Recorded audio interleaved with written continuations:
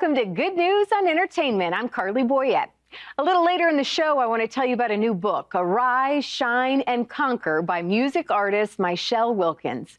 She has a beautiful testimony and is now on a mission to help women find their faith and strength by surrendering to God's will. But first tonight, I want to tell you about a really good new reality series streaming on the Angel app. It's not all that often you find good quality faith-based reality TV, right? Well, the Mercy Ships allows viewers to step aboard the world's 2 largest civilian-run hospital ships and meet the incredible international volunteers bringing hope and healing to coastal Africa. The behind-the-scenes journey reveals what it's like to live and work on a hospital ship. Before we talk to the director behind the series, let's get a closer look at the Mercy Ships. On this season of the Mercy Ships, I have to take these guys 1 second. Waking up at 3 a.m. every day definitely isn't easy. In emergency situations, the blood is still warm from a crew member and it goes into the patient. We're going to do one of the kids' favorite thing, and that is do an Earth War. Oh, that's not good. These children from the blind school, they are a choir. What do you think if we ask these children if they want to sing on our track? Obviously, I love this idea. This is my volunteer option. I come here to make drinks for people and serve the crew. So my husband Thomas is the head chef on the Africa Mercy, but we've actually been apart for quite a long time, and I miss him. The hardest thing for me is being away from my family. Well, the secret is that Beth's sister, Kate, her twin sister, is coming to the ship. Can we check the forecast? Hey, can I sit here?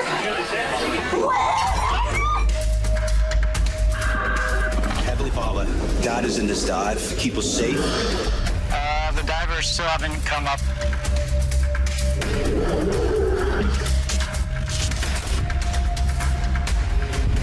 this is the Mercy Ships.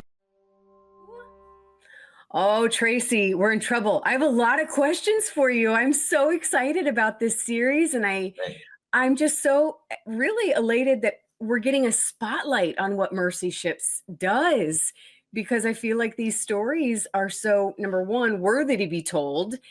And I don't know if a lot of people know there's so many different elements to it. Yeah. So what was your connection before stepping in as director and writer? How much did you know about Mercy Ships? Fortunately, I've had the ability in my career to work with a lot of nonprofits. So I've worked with Mercy Ships for about 10 years, and that's mostly in fundraising and public awareness. But when I was on the ships, working with them and working on some other projects, you get to start to meet the volunteers, because everybody on the ship is a volunteer. It's run by volunteers, and these are people who are serving God with their skills to do what the organization does, which is basically bring hope and healing to the world's forgotten poor. And that's through free surgeries, through eye work, cataracts, cleft palate, dentistry, all these different things to these people in these countries who would never get any kind of real medical attention without an organization like Mercy Ships coming. So for me to get involved I always believed in what they were doing just because of the work I did with them. But when I got to actually meet the different volunteers and talk to them and hear their stories, we realized these are the stories that need to be told. And again, nothing against the patients. The patients are amazing, their stories, but people who, I don't want to say give up their lives, but they decide, okay, I'm going to move and live on a ship off the coast of Africa and volunteer to, help deliver this care. And something I think people need to understand is, though Mercy Ships is a hospital ship, quite honestly, if you're not a doctor, a surgeon, or a therapist, there are hundreds of other jobs that you can do on the ship. So that was what I wanted to bring up. That was the first thing that I thought was so impressive, and I was so happy you were highlighting, because I think most people do assume it's the doctors and the nurses, we can't operate without them. But you also can't operate with people, the electricians and the carpenter. I mean, there's, so what for the volunteers? because as I was watching, the series, I was trying to figure out how long they typically stay, like what the turnover is. Do you know kind of? Yeah, it depends on the job, but there are some people who go for as little as 2 weeks, and others I mean, there are people you'll meet in the episodes that have been on there 17 years. There's one guy that you meet in season 2 who's been there 28 years. He's pretty much lived his whole life on the ship, but it depends on what the job is and what you want to do. There are some people. There's one girl I met on there who was cleaning because because it is a hospital ship. And it's like any kind of cruise ship, you're washing your hands all the time, sanitizing all that. And every day everything's getting wiped down. And I just was asking this girl, and she was from Sweden. And she says, "Oh, I come 2 weeks a year and I just clean." I'm like, "Really?" And I said, I mean, because in my brain, I'm like, okay, I'm not going to go somewhere and just clean for 2 weeks. And she's like, "No, this is how I serve the Lord. This is something that's very necessary for this ship to operate." She said, "I can clean, so I come and I clean every year for 2 weeks." I'm like, "That's amazing." I love that. And true to reality show form, you kind of get those different levels of volunteers and their stories. And I was also really impressed that they're from all over the world. And I love to see God working in the hearts of not only the patients, but then of all these different walks of life and their jobs and their careers. I mean, it really is remarkable. Yeah, and all different ages from, teen, well, I shouldn't say teen, you gotta be over 18, but from young adults all the way through to retired individuals. I think the Global Mercy, which is off the coast, it's off Sierra Leone right now in West Africa. I think there's 60 different nations represented. And the Africa Mercy, which is in Madagascar, has got about 40 different nations represented. And sometimes there's even some that are families on there. There was you'll see in season 1, Beth. She met her husband on the ship. She got married. Her parents retired. They moved to the ship, and they're there serving together, as a family unit, and just loving it. So talk about filming this. What are some of the challenges maybe that, and I should say season 1 is ready to air. People can watch that. You're currently doing season 2 now. What are some of the challenges that you kind of face in this particular type of series, where this is located, where the ships are located, and the people you're filming? I mean, whenever you film in a foreign country and you're traveling, all of your gear and your equipment, your people there, I mean, that in itself is a bit of a logistics challenge, but honestly, nothing that can be overcome. And quite honestly, the individuals on my crew understand the importance of the story that we're telling and the message that's being delivered. So everybody has a good attitude about it and likes it. I mean, whenever you're in a third world country, you got to be prepared, because it isn't like there's a Walmart just down the street and you can go buy the stuff you need. So it has its own challenges to it, but quite honestly, that's, to me, is what makes it exciting, because can you go to these countries and capture these stories and create a show that's entertaining, at the same time inspirational, and tells a story that not only will keep people interested in what's going on and want to know more from episode to episode, but also tells the story of these inspirational individuals who are dedicating their lives to delivering a message of hope and healing through surgeries. I have to ask, how real are the stories? I mean, are you having to go back and go, hey, we need you to do that again, say that again, I mean. Well, like any production, there's always that element to it, and there's always a creative license, but anything you see on the show is real. We don't make things up. There may be times where we recreate events because we weren't there when that happened, but nothing that is in the show is made up or embellished beyond what it really is, So you've seen the episodes, like you saw in episode 1, when one of our characters, Bambi, gets injured, right, on the show, and the emergency technicians come in, and then you find out what, I'm not going to give it away, but you find out in episode 2 what really happens. I mean, that is a real thing. They do that every week, So I'm not going to give any away if you want to see what happens. Well, and yes, I was watching that scene. I'm going, wait a minute, what am I watching here? What is happening? So yeah, I'm sure it kind of freaked you out a little bit, right? Yeah. Oh my gosh, what happened, right? Yeah. But that happens every week on the ship. They have to practice and drill. I love that each episode ends too with like, hey, if you're interested in learning more and want to volunteer, like here's where you go. I'd imagine this is a big part of maybe, what we're hoping to do here as well, because as many volunteers as there are, I'm sure. How many total ships are there? Is there just the two? Yeah, 2 ships. Like I said, the one currently in Sierra Leone and the other one in Madagascar. But to your point, yes. I mean, I think, again, coming back to the idea that this is a hospital ship, people think somebody who's an electrician or a plumber or IT or administrative and diver, they're all thinking, oh, I got to be in the medical field to volunteer. And that's so far from the truth. Quite honestly, it takes this whole, because it's like a floating city, quite honestly, and it takes, just to keep the ship running to support the operating rooms and support the surgeries is so important. And so I'm hoping, though the show is entertainment, but I'm hoping it opens up a door for recruitment. You know what I love too is people were honest, which I was glad to hear, is that they're also on different walks of their faith journeys. Mm-hmm. That's one of the things I love about the organization, though it's a very Christ-centered organization. It's not, you don't have to be a Bible thumping believer.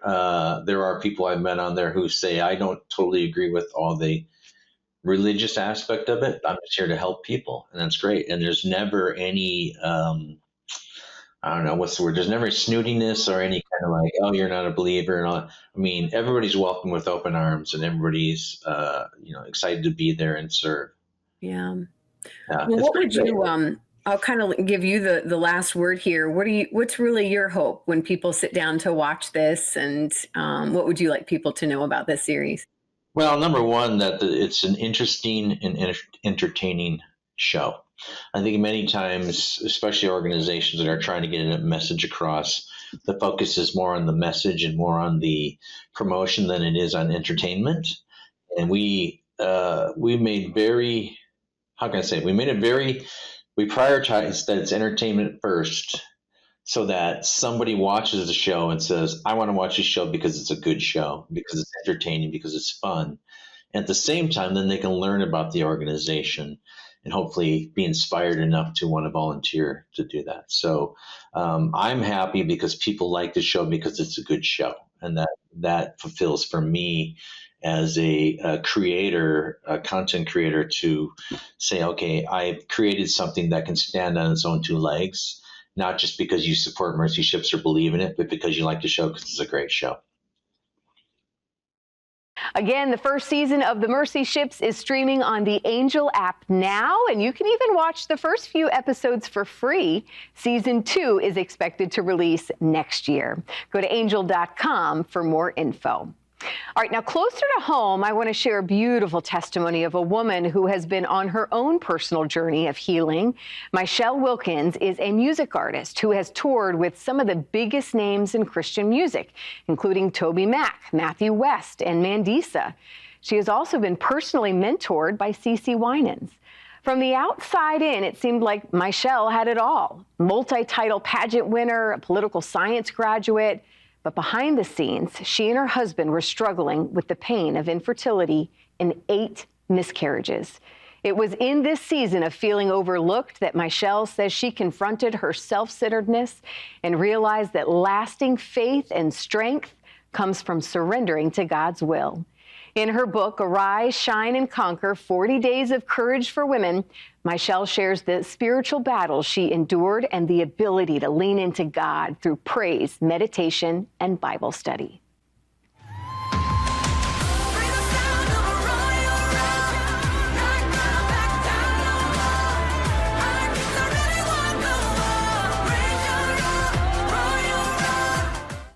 Arise, shine, and conquer. I have it right here. And what a treat to get some time with Michelle now and hear more about your story and what God has done all throughout your life, and to see kind of some of the fruits coming about on what he's been teaching you. And again, you've used music. You've now have this devotional as well. And I love right out of the gate, you say, you're not looking for fluff. Like this is, you really want women especially, to claim their identity in Christ and be serious about it. Yes. Listen, I used to, well, I still do, but there was a time where I was doing a lot of mentoring.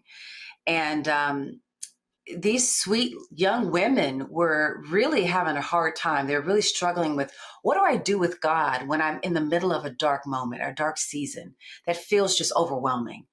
And I saw some of them lose battles they didn't have to lose.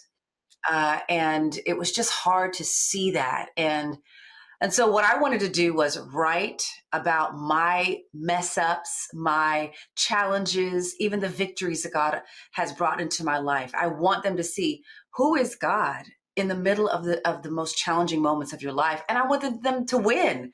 I want them to be empowered to walk in their full-blown Christ identity, right? And their authority in him. And so that's what the hope is. When you open this book, I pray that it empowers you. It makes you say, you know what?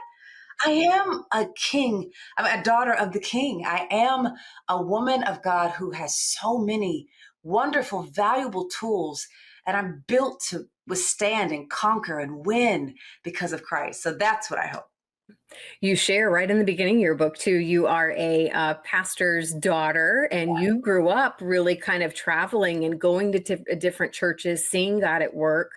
You also saw some churches where maybe the fruit wasn't as evident. And, I think we do find ourselves in a time, I think people need to make sure they are going to a church that's challenging us a little bit as well.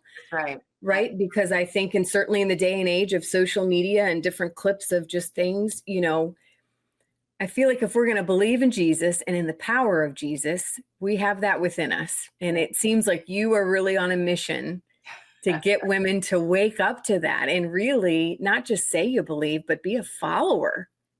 Absolutely.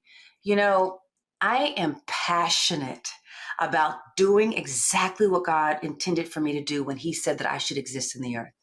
I want to be exactly who he wants me to be. And I don't want life to deter me or distract me or derail me because it hurts or I'm uncomfortable or life just comes at us fast and knocks the wind out of us. I want to get to the end of my life and not have to have excuses or have an awkward conversation with the Lord. I want him to say, well done. Look what you did with the tools I gave you. Look how you believed me when I spoke a word in the middle of a moment that didn't quite look like what I was saying, but you said, God, I'm not letting go of you. I wanted to be proud of me, right? So I'm very passionate about being exactly what God intended. I heard you speak in another interview. It made me tear up, and I could feel your heart where you actually had a miscarriage. And I believe it was on the way home. I believe you were in the car. Yes. And I know that, I haven't been through a miscarriage, but I told you I've battled infertility. So I know a little bit of that pain that just comes with wanting to start a family and having the hopes and dreams there and it not happening.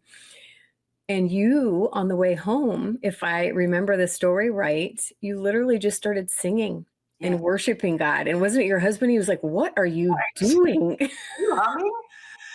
I was like, baby, I'm fighting for my life. You know, like this is the moment where you have to decide who is the Lord to you and what are your expectations of him in this moment. Because based off of that answer, whatever that answer is for you, you are going to act out of those belief systems, right? And how you feel about the Lord in that moment. Are you going to be angry? How could you do this? I'm a good person. I don't deserve this. Or are you going to say, this feels terrible. I don't like this. I don't understand what's happening. But guess what? I'm not letting go of you. I refuse to let go of you. I'm not going anywhere. I'm going to put your nose on my nose and your forehead to my forehead, and I'm staring in your face. And I'm just going to believe your words above what I'm feeling in this moment. It's not easy. None of it is easy. All of it is hard. And we tend to look for the easy part, right? But when you're sitting in the middle of hard, you have some decisions to make. And you better have some really clear answers, or you're going to be floundering around trying to figure out who you are in the moment, who God is in the moment. Enemy likes to just have a field day when you're not sure about anything, when you're hurting, when you're vulnerable, when you're afraid. So I started to sing and worship because I knew in that moment that was the safest place to be. Yeah. Talk a little bit about your kind of singing background as well. And I just love that you're just kind of, using all these things that you are passionate about and talented, with as well, and using them to bring glory to God. So tell people a little bit more about how you got into that. You've had some amazing mentors as well. Didn't it? CC Winans, I think you've worked with her. And That's right. I mean, my goodness. God has been so kind and so wonderful. I wanted to get into the music industry since I was a kid, or just wanted to sing and worship. And I remember I was working in Nashville at the headquarters of, what was it? It was a Christian bookstore, Lifeway Christian. And Mandisa was working there. And she calls me one day and says, I'm going to be on American Idol. And I was like, what? So she gets on American Idol. She does amazing. She gets off the show and she gets a record deal in Nashville. And then she calls me and says, hey, do you want to travel with me? Do you want to be one of my background singers? And I was like, yeah. Well, listen, that was just exciting. It's, and so her management was the same management for Toby Mac. So I'm out on tour with him at times. And then I started filling in and doing shows with him. And just began to open up doors for me to actually have my dream come true. And but I learned very hard lessons through that time. I learned that the smoke and the stage and the applause and the getting on the tour bus and being able to fly everywhere and just living that life, it kind of got to me. And I looked around and saw all these people winning Grammys and being adored. And I thought to myself, you know what? I want to be that. And so I said to myself, I'm going to pray these noble prayers of, Lord, send me to the nations. But what I really wanted him to do was make me famous on his name. That's what I wanted. And the Lord made it very clear, that's not how that works. I don't need another superstar. See, you want someone to love you, but you have no intentions on loving them back. And that's not what I'm looking for. I want you to love the people I put you in front of. When you write a song, you're writing it that I would breathe on it and hit their heart's bullseye. Not that your song would be the number one hit on the Billboard chart. So he was dealing with the posture of my heart. And that's when Pastor CC walked in my life. I didn't understand what was happening at the time, but looking back, I see the Lord said, I'm going to put you under a woman of God that she would mentor you and show you that the way up is down. Be humble and allow the Lord to move. And that's what she told me all the time. The way up is down. Yeah. Oh, I love that. That's so good. Talk about women too, and in being in the ministry as well, and using our different kind of gifts and talents. And I think in today's culture, it's not always the easiest. But I'd imagine, again, you had some good role models there along the way. But talk about what that season of life has been, just being kind of a woman in today's day and age. Yes. Listen, I love Deborah. If you study Deborah, it just lists all the things that she was and did. And I'm like, wow, like she's so impressive. And I encourage people to study Deborah. And then the woman, the Proverbs 31 woman, she was head of business and she was doing this and doing that. She was amazing. And I feel like the Lord is like, listen, I've given you gifts and abilities, and I'm breathing on them and I'm anointing them for the use of the gospel of Christ being spread throughout the world, showing the world that I'm so good. I'm better than they think I am. And so when I get to write or speak or sing or juggle, whatever it is, I want Jesus to be illuminated through it, right? And that's my heartbeat. That's my motto. Like, whatever I do, may the Lord rest upon it and love on his people through it. So yeah, listen, whatever you are doing, whatever your giftings are, whatever your dream is, don't ever believe that, you have to do one thing.